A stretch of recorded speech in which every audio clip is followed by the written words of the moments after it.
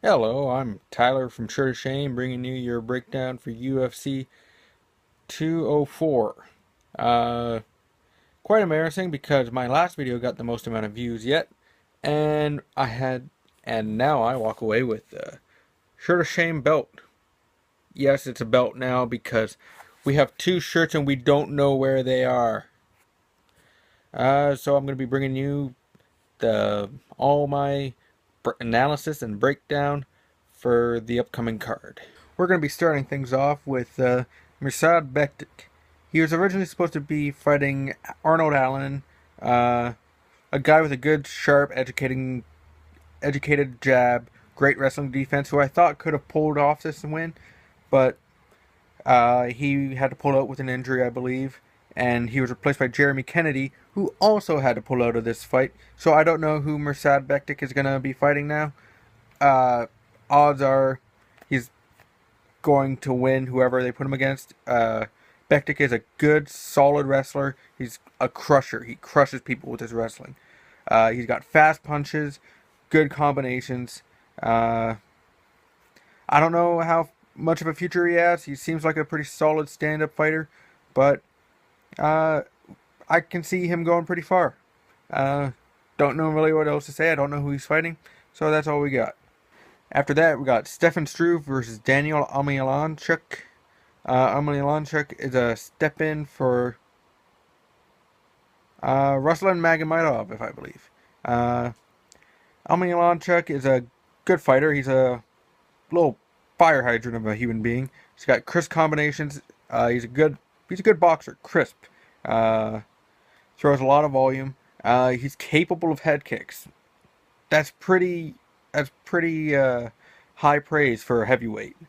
Uh, he's good at closing the distance. He can cross a lot of distance with just while throwing punches, which is going to help him against a guy like Struve who has a 10-inch reach advantage on him. Uh, that being said, Struve does not use his reach at all. Uh, I think because he is a Muay Thai fighter, good Dutch kickboxer, it was drilled into him really young for him to go for the clinch, only go for the clinch. Uh, he likes to throw in the pocket, barely ever uses long range punches. Uh, when he does, though, he overextends, gets himself pulled off balance. Uh, as for the grappling, they both have the same level of wrestling. Struve has better ground skills, but I believe Omielanchuk should be able to cancel it out. If he ends up on his back, he'll be able to neutralize Struve's top game and more than likely be able to keep it on the feet as it is. So I will be actually picking Omielanchuk for this one. Struve is a tragedy. He has natural gifts. He has a body that should lead himself to be an excellent striker, like John Jones is at light heavyweight. But the issue is that he just does not use his reach at all, and he's just a step behind a lot of fighters. So I'm just gonna go with Daniel Omielanchuk. This is a good fight to get his name known. He can build a name off of Stefan Struve, as sad as that is. Up next, we got Jimmy Manuwa versus Ovent St. Preux. Uh, this is an interesting fight. These guys are very evenly matched, I believe.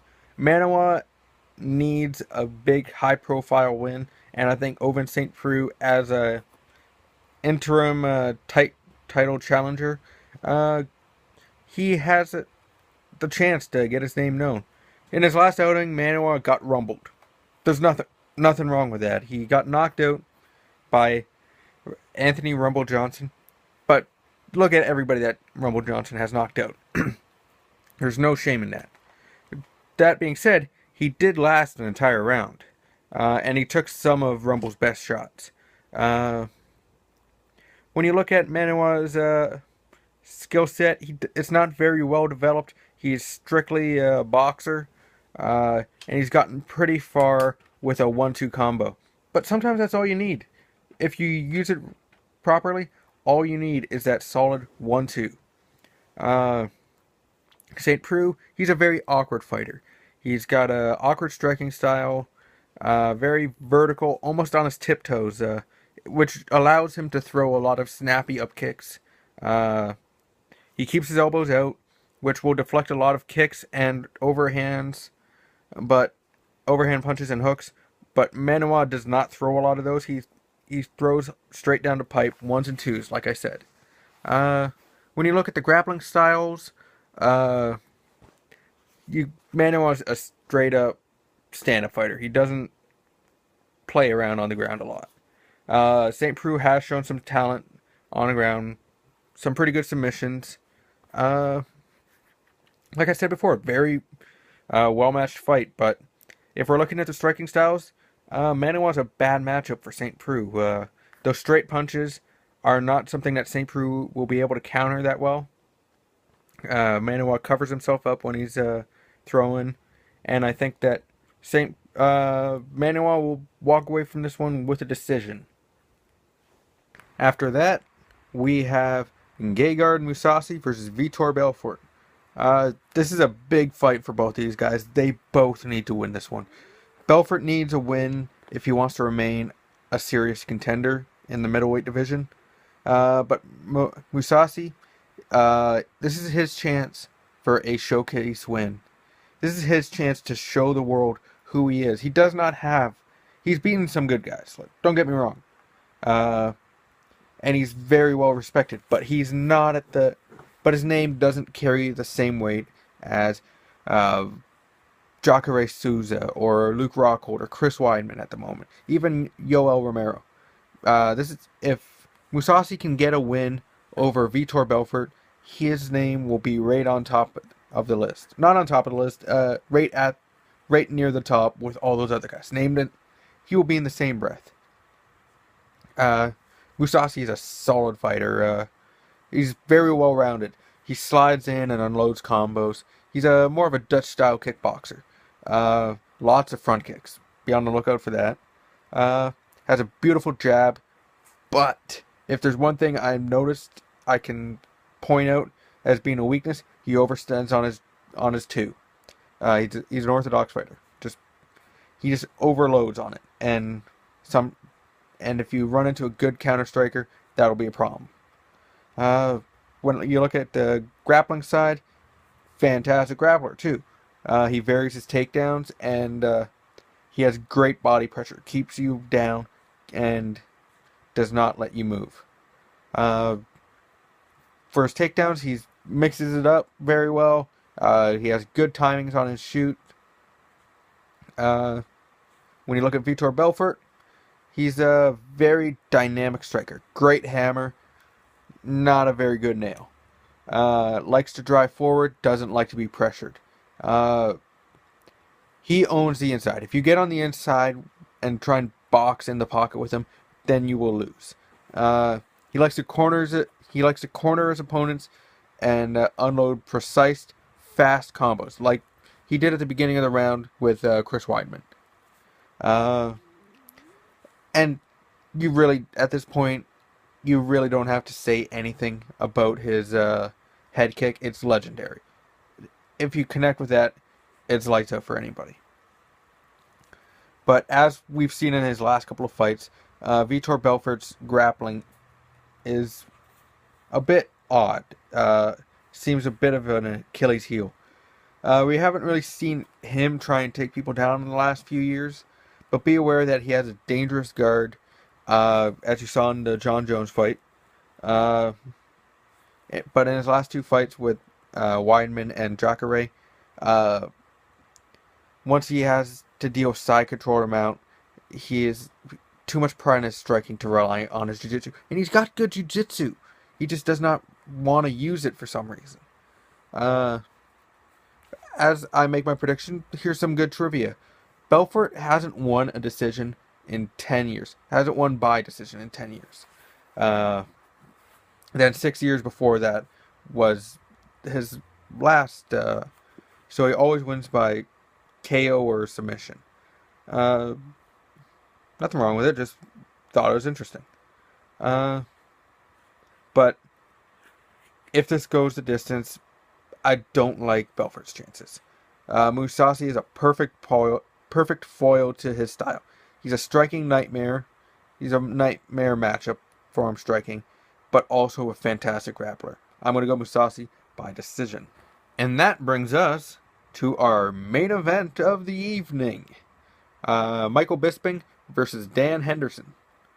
Uh, you can look at their first fight. Both these guys fight pretty much the same as they did back that in the time of their first fight. Uh, Bisping likes to pump the jab for distance, then pair and counter with a two. He's good at keeping his head off the center line. Uh, Bisping has good cardio. Don't really look for a lot of wrestling in this one. If anything, I can kind of see Hendo trying to bring his A game and try and use some wrestling on Bisping. Wouldn't rely on it. Hendo's uh, Hendo, he has to set up his H bomb. He sets it up with precision. He keeps his chin tucked, ready to unload. Jab hand travels and baits the opponent for a counter strike. Just kind of lowers that one in, gets you to kind of think that you don't have to worry about it, and then he unloads, and you wake up a month later.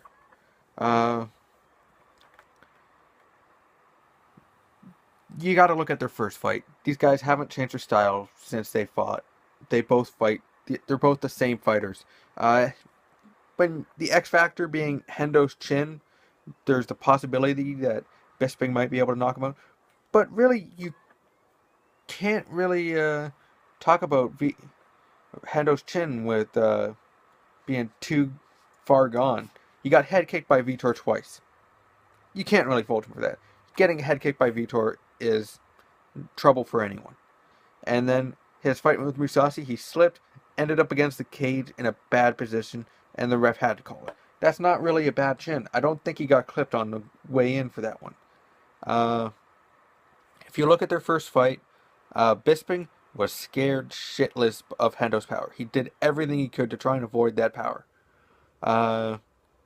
He used a weak jab that didn't have a lot on it to try and control Hendo, but in his prime, he just charged through and swung that H-bomb over and over again until he finally connected.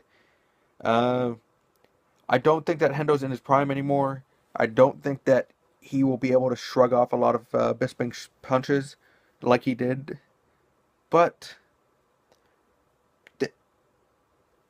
Hendo's style was a nightmare for Bisping then, and it'll be a nightmare for him now. I'm going to go out on a limb and say Dan Henderson by knockout. Boom. And let's see if I have this belt after this Saturday. Hopefully not. Hopefully I can get some credibility back for these videos. Let's see. So this is Tyler Marentitz signing off from Shirt of Shame. See you at the next one.